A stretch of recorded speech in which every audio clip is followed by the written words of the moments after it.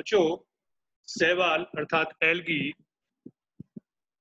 और इसकी शाखा शैवाल विज्ञान एल्गोलॉजी, इसमें शैवालों का अध्ययन किया जाता है। तो सारे के सारे शैवाल बच्चों क्लोरोफिल वाले होते हैं। सरल, थैलोइड।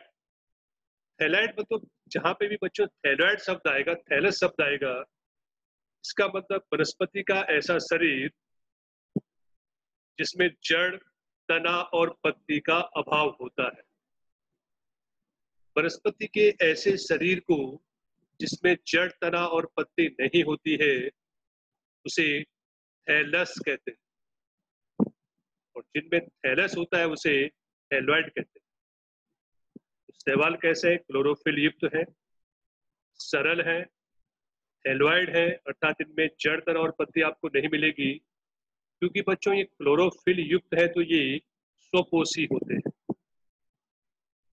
आवास अगर आप देखें मुख्य रूप से जलीय है बच्चों।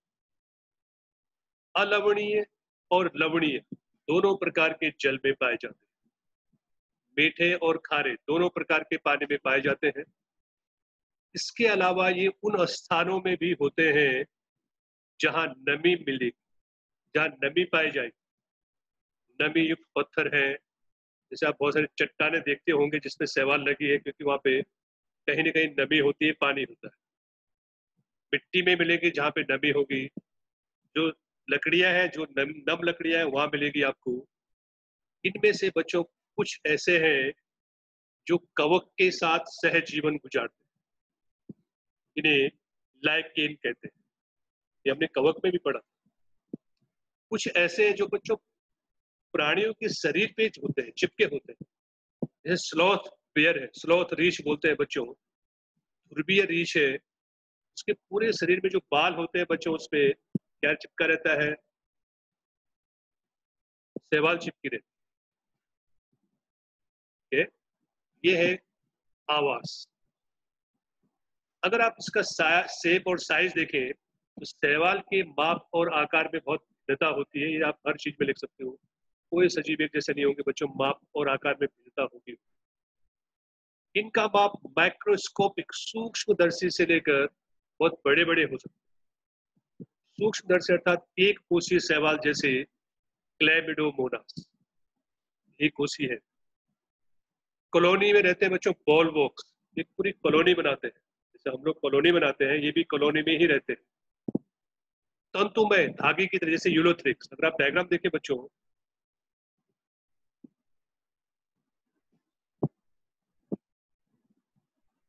ये वॉलवॉक्स की कॉलोनी है। ये सब शैवाल है बच्चों, और ये एक कॉलोनी बना के रहते हैं। ठीक है,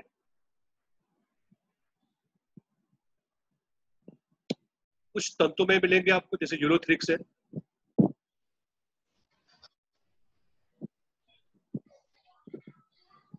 इनकी माप और आकार में बच्चों बहुत भिन्नता होती है। एक कोशी जैसे क्लेमिडोमोनास मैंने आपको बताया, कॉलोनी जैसे वॉलवॉक्स। ये सब एक लाइन, एक एक मार्क्स के लिए क्वेश्चन है, एमसीक्यू। कौन एक कोशी है, कौन कॉलोनी है, कौन तंतुमय, तंतुमय यूलोथ्रिक्स, स्पाइरो वगैरह। इसमें से कुछ सवाल ऐसे होते हैं बच्चों जो बहुत विशाल काय होते हैं, बहुत बड़े बड़े होते हैं। इनको कैल्प कहते हैं। कैल्प ऐसे शैवाल हैं जो विशाल काय होते हैं, पूरे समुद्र में फैल जाते हैं। ठीक है, तो इसका माप और आकार हो गया। अब बात करते हैं प्रजनन की। तो शैवाल में बच्चों कायिक, अलैंगिक और लैंगिक तीनों प्रकार से प्रजनन होगा, जैसे कि कवक में होता है। कायिक प्रजनन बच्चों विखंडन विधि द्वारा होता है। विखंडन मतलब टूट जाना। इस विधि में क्या होता है कि शैवाल, मान लीजिए ये शैवाल है, किसी कारण से, किसी मैकेनिकल दबाव से ये टूटा, दो भाग बने, तो बच्चों ये दो भाग, दो नए शैवाल बन जाएंगे।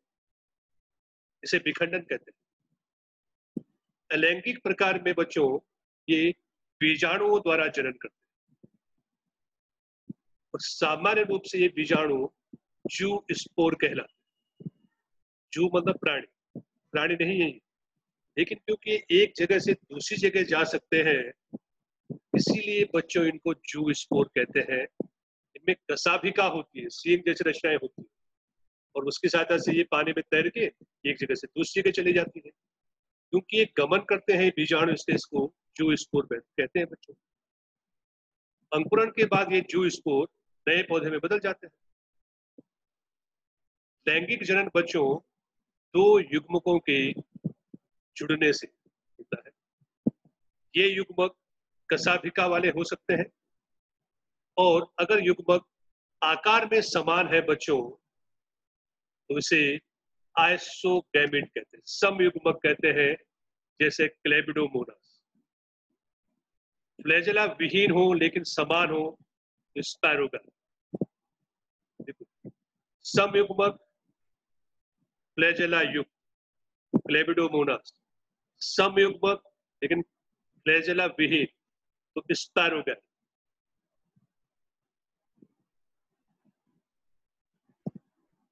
ऐसे जनन को बच्चों समयुग्मकी कहते हैं। क्यों? क्योंकि बच्चों इसमें युग्मक एक समान प्रकार के होते हैं। जब जुड़ने वाले दो युग्मक अलग अलग प्रकार के हो, अलग अलग आकार के हो, जैसे विषम युग्मकी अथवा असम युग्मकी कहते हैं, जैसे क्लेबिडोमोनास। ये बच्चों मादा युग्मक सामान्य रूप से बड़ा होगा, अचल होगा, जबकि नर युग्मक बच्चों छोटा होगा और चलायमान होगा, जैसे वॉलवॉक्स और फ्यूकस। ठीक है बच्चों।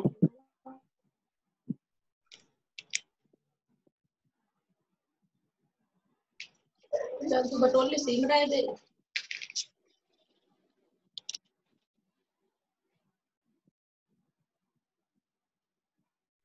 ये हो गया शैवाल में जनन। आपने देखा कि शैवाल में जनन बच्चों तीनों प्रकार से हो सकता है। कायिक जनन भी होगा, अलैंगिक भी होगा और लैंगिक भी होगा। तो पहले आपको हेडिंग डालना है शैवाल में कायिक जनन। शैवाल में कायिक जनन विखंडन विधि से होता है। शैवाल के किसी कारण से शैवाल अगर खंडित होता है, उसका हर खंड एक नए थैलस को बनाने की क्षमता रखता है। दूसरा हेडिंग डालोगे अलैंगिक जनन। अलैंगिक जनन विभिन्न प्रकार के बीजाणुओं द्वारा होता है। ये बीजाणु चलायमान होते हैं, इसीलिए इन्हें जूस्पोर कहते हैं। ये बीजाणु एक जगह से दूसरी जगह तैर के जाते हैं, अंकुरित होते हैं, नए पौधे का निर्माण करते हैं। लैंगिक प्रजनन दो प्रकार के युग्मकों के मिलने से होता है। इसमें कुछ शैवाल में बच्चों ऐसा होता है, युग्मक आकार में समान है। आकार और रचना में समान होने वाले युग्मक को समयुग्मक कहते हैं। अब समयुग्मक में दो प्रकार है। समयुग्मक कसाभिका युग्म क्लेबिडोमोनास, समयुग्मक कसाभिका विहीन स्पैरोगारा। समयुग्मक द्वारा होने वाले लैंगिक प्रजनन को बच्चों समयुग्मकी जनन कहते हैं। जब जुड़ने वाले दो युग्मक अलग अलग आकार के होते हैं, तो इन्हें असम युग्मक कहते हैं, और ऐसे जनन को असम युग्मकी कहते हैं, जैसे क्लेबिडोमोनास। ठीक है। विषम युग्मकी में बच्चों क्या होगा कि जो मेल गैमिट है वो छोटा होगा और चलायमान होगा, फीमेल गैमिट जो है ये बड़ा होगा और अचल होगा। एग्जाम्पल डाल देना है बच्चों वॉलवॉक्स और फ्यूकस। ये कंप्लीट हो गया शैवाल में प्रजनन के बारे में। ये टॉपिक इंपॉर्टेंट है जो मैंने आपको भी बताया। अब बच्चों एक टेबल है, इस विभिन्न प्रकार के शैवाल है। ये बच्चों ये पहला वाला जो है ना, ये हरे शैवाल है, इन्हें क्लोरोफाइसी कहते हैं। दूसरा वाला बच्चों भूरा शैवाल,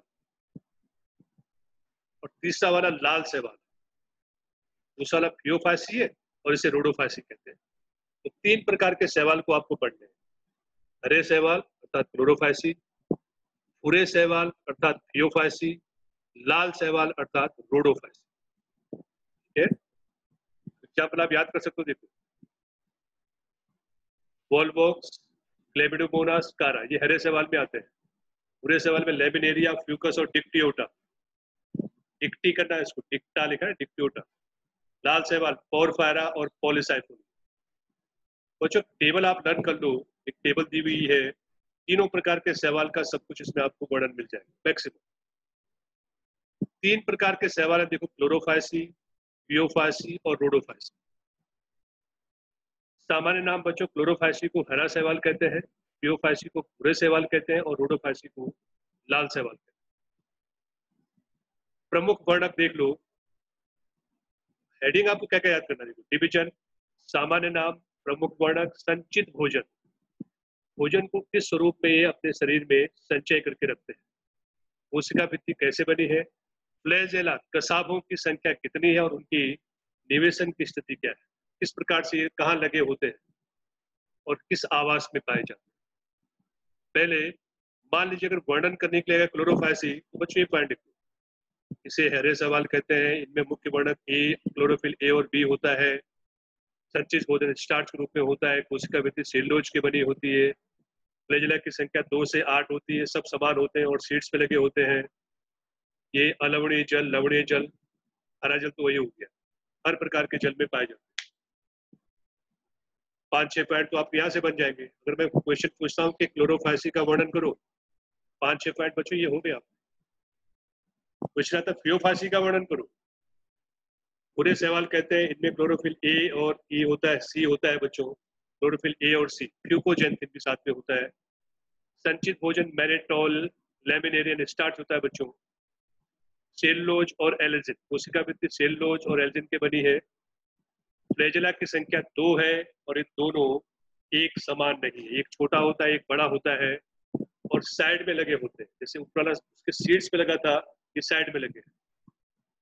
अलवणीय जल में और बहुत कम बच्चों खारे पानी में पाए जाते हैं, लवणीय जल में। तीसरा सवाल है रोडोफाइसिस से लाल सवाल कहते हैं, क्लोरोफिल ए, डी और फाइकोएरिथ्रिन पाए जाते हैं। ये बच्चों को वर्णक है, याद करने। स्टार्च कौन सा, क्लोरिडियन स्टार्च, सेलुलोज का ही बना है, फ्लैजेला बच्चों नहीं होगा। क्वेश्चन आता है सवाल के उस डिवीजन का, उस वर्ग का वर्णन कीजिए जिसमें फ्लैजेला नहीं है, तो आपको रोडोफाइसी का वर्णन करना है। अलवणीय जल, लवणीय जल, ठीक है, हर प्रकार के जल में बच्चों आपको मिलेगा। एग्जाम्पल ऊपर लिखा हुआ है, देखो डायग्राम के साथ एग्जाम्पल डाले हुए यहाँ, ठीक है।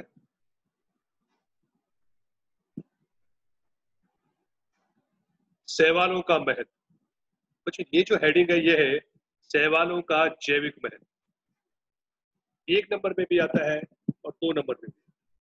1 नंबर में जो मेन पॉइंट बीच के क्वेश्चन है वो आएंगे।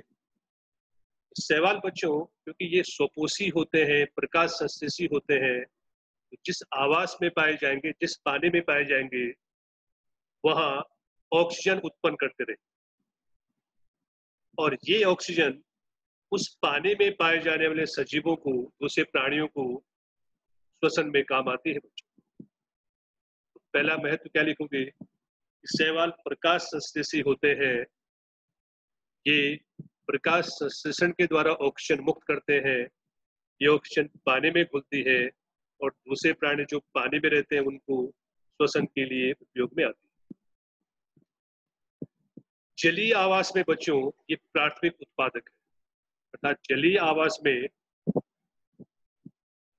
भोजन बनाने का काम इन्हीं का होता है, क्योंकि ये जलीय चक्र के जो उत्पादक है, जो जलीय चक्र में जो खाद्य चक्र चलते हैं, फूड चेन चलती है, उसमें बच्चों ये आधार यही बनाते हैं। उसके बाद पोरफायरा, लेमिनेरिया और सरगासम, बहुत सी प्रजातियां हैं बच्चों। स्पीशीज लिखा है, स्पीशीज की जहाँ पे जीनस लिखना बच्चों, स्पीशीज नहीं है, ये जीनस है, जो समुद्र की 70% स्पीशीज की जगह जीनस प्रजाति में से भोजन के रूप में उपयोग में आती है बच्चों। पोरफायरा, लेमिनेरिया, सरगासम, इनका उपयोग भोजन के रूप में खाने के लिए किया जाता है। कुछ समुद्री भूरे और लाल शैवाल से बहुत ज्यादा मात्रा में कैरागीन उत्पन्न होता है बच्चों, समुद्र जनरली लाल शैवाल से, इसका व्यावसायिक उपयोग होता है बच्चों। इसका कैराकिन। जिलेडियम और ग्लेसरेरिया में से बच्चों एगार प्राप्त होता है, एक जेल है, और इस जेल का उपयोग सूक्ष्म जीवों के संवर्धन और आइसक्रीम और जेली बनाने में किया जाता है। ठीक है, ये एगार कहाँ से मिला?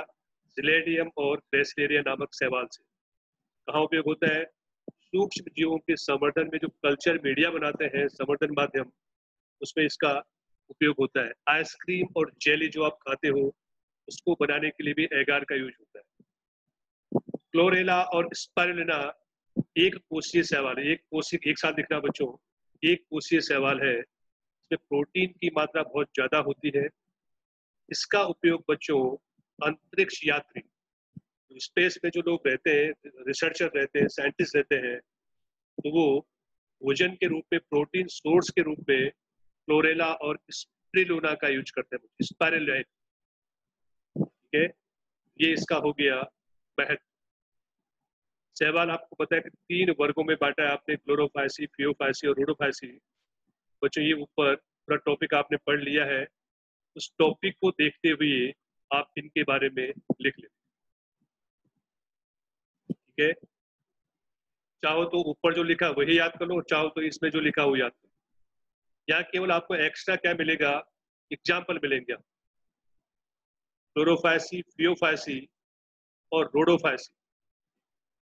ठीक है बच्चों, ये चाहो तो जो मैंने टेबल समझाया उसमें से याद कर लो, और चाहे तो यहाँ से याद कर लो, ये आपके ऊपर डिपेंड करता है। कल हम पढ़ेंगे बच्चों ब्रायोफाइटा। ठीक है, उससे पहले इसमें कुछ जो आज पढ़ा उसमें कुछ प्रॉब्लम हो तो बताओ। एक मिनट,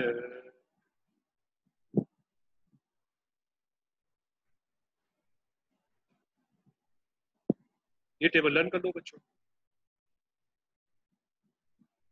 ठीक है, टेबल लर्न कर लेना।